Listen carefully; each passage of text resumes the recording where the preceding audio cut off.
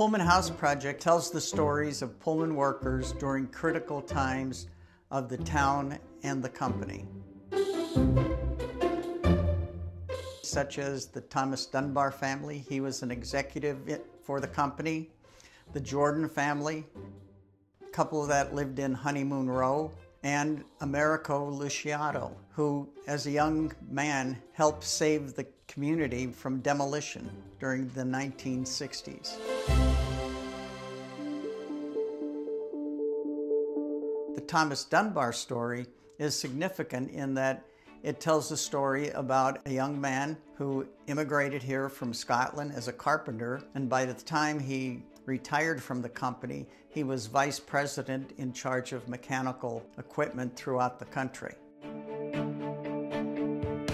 The Honeymoon Row unit is important because when Pullman was designed, it provided housing for a diverse population, everything from executives to unskilled workers, and for families of different sizes, including boarders that stayed in various locations and homes. The one that we have completed is a 2-bedroom, and it has an all-purpose room that did their cooking, they did their eating, they did their entertainment, and their family life all occurred in that room.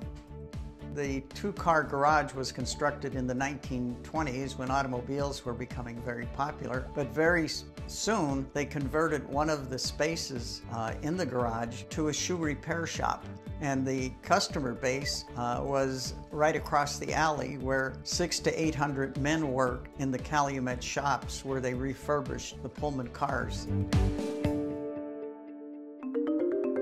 The Luciato unit is a very good story from my perspective, in that it was the home of Americo Luciato, who was a son of Italian immigrants that immigrated here in the early part of the 20th century, and worked at Pullman for a few years. By 1960, the units in Pullman, the dwelling units or homes, were 80 years old and had experienced a lot of hard use. The city was seriously considering demolishing all the homes in Pullman and use urban renewal techniques to clear it for the development of an industrial subdivision, which would include warehouses and factories. If you look over to the left here, just about 6.5 miles, is Lake Michigan and the route to the ocean. So that what you're actually viewing here is what we hope will be the new Rotterdam of America. And the local residents organized and responded by starting to fix up their homes. He was the first elected president of the Pullman Civic Organization, and he was one of the major people organizing all these committees, and they were very effective in writing letters. And they, in turn, inspired the local residents to start fixing up their homes, making improvements, and also led a very effective cleanup, paint-up, fix-up campaign each year. Well, the things that we've assembled to reflect the period and the style includes a 1949 television. We include furniture of the period and a lot of artifacts.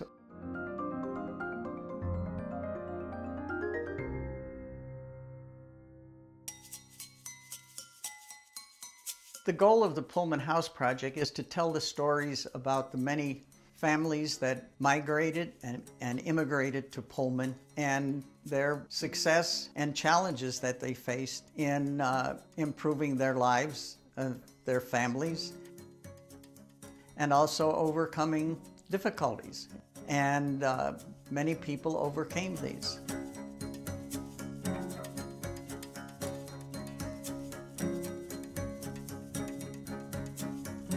And it is a fine example of diversity by design.